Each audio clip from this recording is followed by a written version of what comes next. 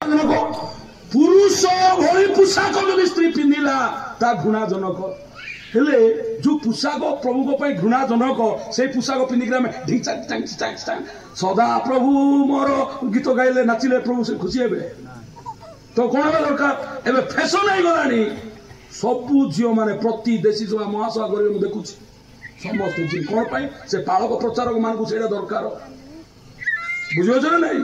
पालक प्रचार मान दरकार यार वीडियो शूटिंग करने कहते जाकि ध्यान करुवे नाच को एमाने कौन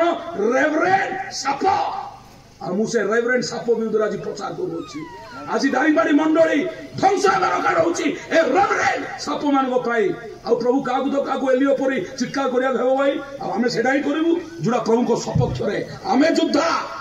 आम प्रभु को मंडली को नष्ट होगा देखिपारू ना तेणु रक्त तातुची एम चित्कार करुचु तेणु विश्वास करे जदि आप स्वर्ग जावाई इच्छा करुँच आज कहे प्रभु मत अन्य ए चिपा चिपा पेंट पिंधा की इच्छा हो चेष्टा करुँच तुम चेष्टा करना कि से अग्नि जो उल्लाय आसो से चतुर्थ पुरुष उल्लाय आसवे आप चेष्टा न कर जीन पेंट जीव आम कहोती जीन पेंट या टी शर्ट पिंधिक हाथ टेकला बेले पेट देखा पुओ मैंने कौन कर तुम पुओ मान व्यवचार करो ना अर्थ तुम पेट देखा सकाशु गोटे प्रभुंर मन गोटे पुओ व्यवचार पड़ा दायी किए हेब जदि बालक प्रचारक मान आखि खुलंता बाइबल बुझी पारि थांते से माने चित्कार करी कहि थांते प्रचार से प्रचार करि थांते जो मंडली रे जणे मत जीन पेंट पिंधिक आसीबो ना झियो माने चली पुणी ध्वंस हो कौन वाक्य एटा हातुड़ी परी आ निया परी हाथुरे मारिब फटेब भांग काढ़ निआरे पुड़ेब कौन परिष्कार होगापाई जमी को उर्वर करने जो बीज बुड़ब से जमी ग्रहण कर मीटिंग हो जमी तो उर्वर ना से वाक्य कौड़े पड़ो से वाक्य फल फल मीटिंग मीटिंग होटिंग शेष होमें जमती आसलु सेमती गलु किसी फरक ना कि आज कहीं ना कहीं जड़े जो ठिया हे दानिएल तो नथिले सदक मेशक अबेदनक परी तो आपण को ए अंचल दारिंगबाड़ी अंचल व्यवहार करेंगे मुझे बंद करुच्ची प्रभु आज आह्वान दौरान किए मो सदक मेशक अबेदन परी ठिया हे भौणी मैंने आह्वान केवल भाई मान ना ये आह्वान आपण मान आम समस्त निज जगह ठिया हवा अंगार परिष्कार करिवो आपण हृदय को किए परिष्कार करिवो से जलांत अंगार परिष्कार करिवो आपण को मन को किए बदलेबो सदा आपण को से ग्रासकारी अग्नि बदलेबे आज मु संक्षेप रे गुणे कथा पचारे पय चाहे आपण को परिवर्तन किए आनी परिवो आपण प्रचुर फल फलिया पाई उर्वर जमी हेबा दरकार ना नहीं आमे जमी उर्वर हेबा पाई कोन करूछु निया लगौछु तेरे आमे निजे ए शरीर रूप जमी उर्वर होगा कौन दरकार एठी मध्य निया लागिबा दरकार जेते निया लागिबो एठी थिबा जीवाणु कीटाणु को सब जाली पुड़ी ध्वंस कर देबो आ हमकु चेष्टा करिया पड़िबो नै पुड़िया छाड़िया पे आपण केते चेष्टा कले आज छाड़िबे काली खाइबे काली छाड़िए परदिन गाउतरे खाइबे किंतु जेते से निया आसी जीवो सब दिन पे हम छाड़ी पारिबे प्रेज द लॉर्ड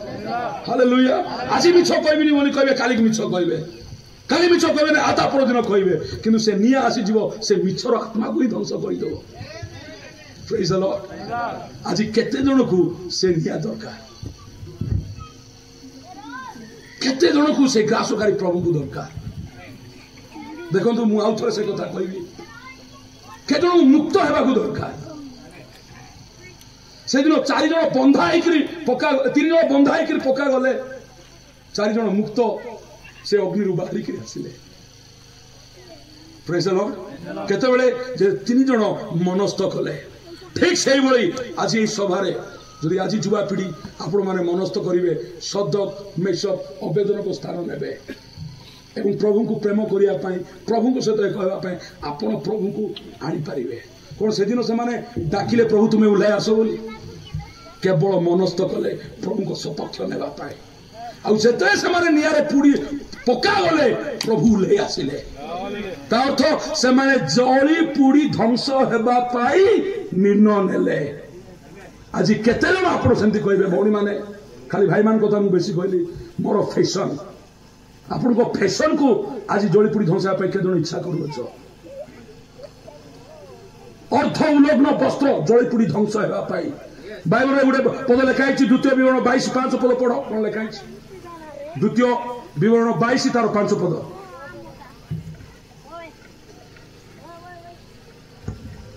जहाँ पुरुषर ताहा स्त्री पिंधिब नाही बोलने जहाँ पुरुषर ताहा स्त्री पिंधिब नाही क्यों बा स्त्री इंग्रजी में कौन लिखाई जाती The woman should not wear the cloth that pertaineth to men. ये लिखाई पुरुष स्त्री पिंधिब ना बोली कि इंग्राजी बाइबल रे जहाँ पुरुष भली पोशाक स्त्री ता पिंधिब पिंधिले कौन हम को पढ़ो क्यों